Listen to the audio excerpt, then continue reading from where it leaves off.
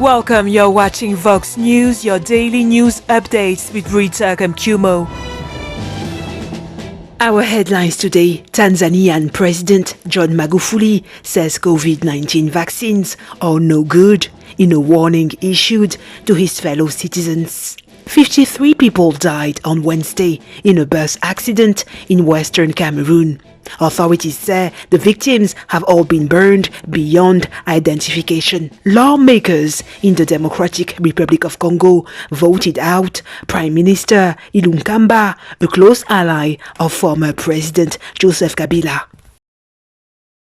Our top story today: the President of Tanzania, John Magufuli, on Wednesday called into question the safety of COVID-19 vaccines at an event in the city of Chateau, urging health authorities to be careful with some of the vaccines imported into the country. There are some Tanzanians who recently traveled abroad in search of coronavirus vaccines. These people brought the virus into our country when they returned. Let us stand firm. This vaccine is not good at all. I really urge the Ministry of Health to be very careful with the vaccines that are imported into our country. Not all vaccines are intended for the good of our nation. It's important that we Tanzanians be very careful. We need to put God first in fighting against this dangerous disease, but at the same time, take health precautions to protect ourselves against this disease as advised by our health experts. We have lived for over a year without the virus, and a good evidence is most of you here don't wear masks. President Magufuli has consistently called into question the coronavirus pandemic and highlighted the unreliability of coronavirus tests and therefore official data. In April last year, the Tanzanian government decided to stop publishing coronavirus figures, sparking a controversy over the lack of transparency on the spread of COVID-19 in the country. In the Gambia, the health ministry has threatened to publish the identities of coronavirus patients who violate COVID-19 related rules. The warning comes after 40 people who had tested positive for coronavirus either escaped from treatment facilities or refused to self-quarantine last week, according to a statement issued by the health authorities on Tuesday. Travelers arriving in the country have also reportedly avoided health controls. The Gambian authorities have warned that rule breakers must report to the country's health services or face drastic consequences. In Cameroon, 53 people were killed in a bus crash in the western city of Chon on Wednesday. The victims have all been burned beyond identification, according to local authorities. At present, the death toll stands at 53 dead and 29 seriously injured in the district hospital of Cheng and the regional hospital of Bafoussam.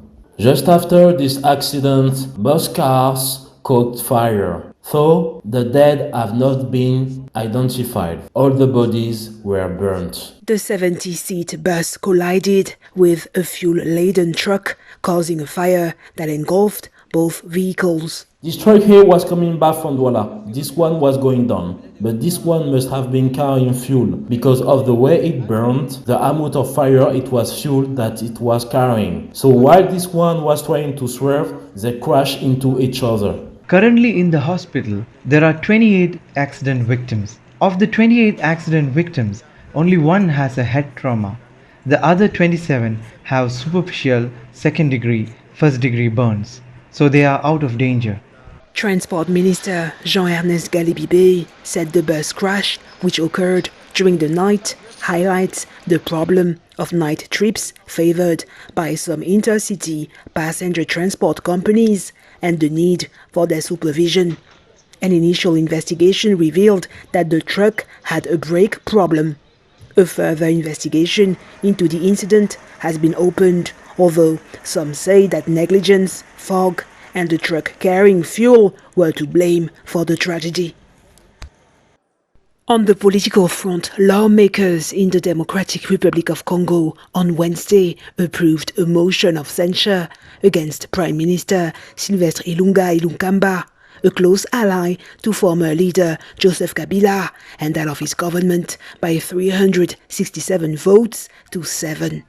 The National Assembly adopts the censure motion against the government of Prime Minister Ilunga Ilunkamba Sylvestre. The Prime Minister is required to submit the resignation of his government to the President of the Republic within 24 hours. The National Assembly is obliged to assume responsibility for this failing and incompetent government by voting overwhelmingly in favor of the censure motion in order to replace it with a competent government. Last month, President Felix Tshisekedi announced the dissolution of the ruling coalition dominated by loyalists of longtime ruler Joseph Kabila. There is the lapse of the FCC-CACH coalition architecture. After the forfeiture of the office of the National Assembly, after today's forfeiture of the government, so I think we have a new reading to make for the construction of the institutional architecture of our country. Prime Minister Ilunga Ilunkamba, who denounced the censure motion, is yet to resign.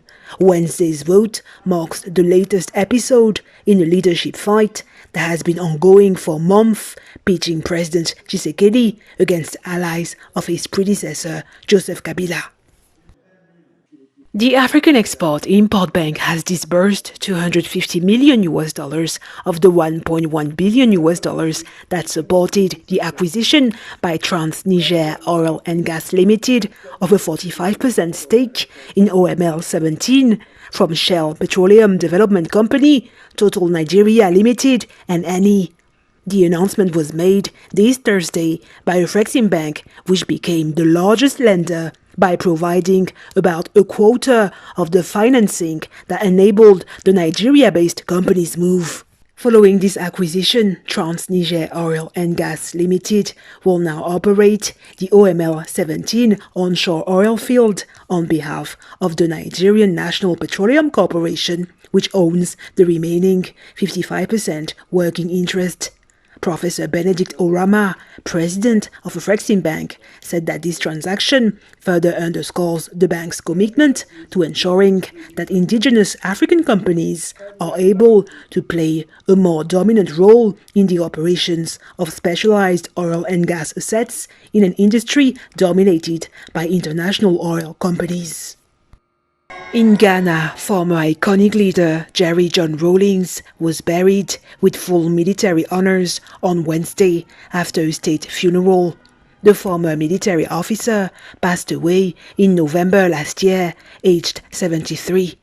Ghanaians paid their final respects to the late stalwart of Pan-Africanism as his coffin laid in state during 3 days of national mourning. Today is the burial service of our former president. So I'm in Aflau, Viepe.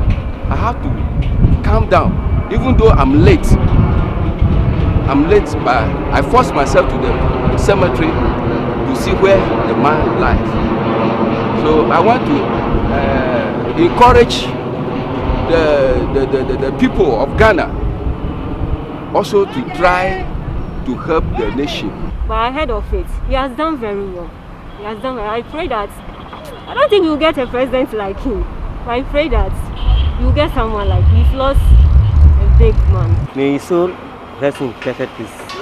And I was glad that I was able to make it to this. If I didn't come today, it will really pain me.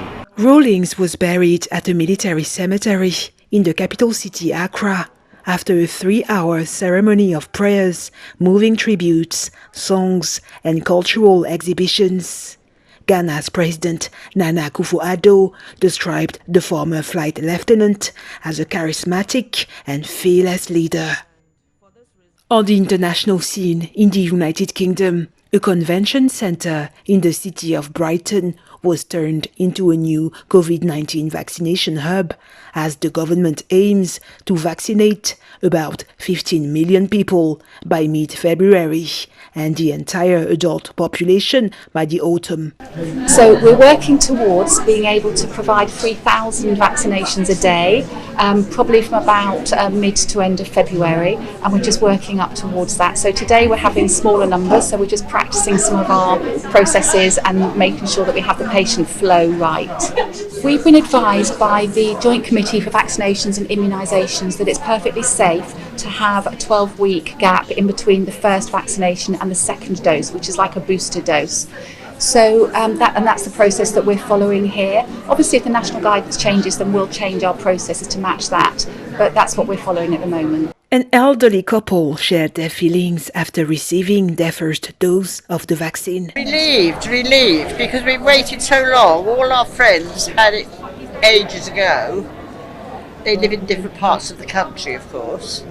So we were really getting a bit anxious that we were, but now we're happy. With a population of over 66 million people, the United Kingdom has so far registered more than 3,700,000 coronavirus cases, including over 100,000 fatalities, according to official data. On the football scene, Manchester City coach Pep Guardiola chose to remain focused on matches to come after his team's 5-0 win over West Brom, reaching the top of the Premier League on Tuesday.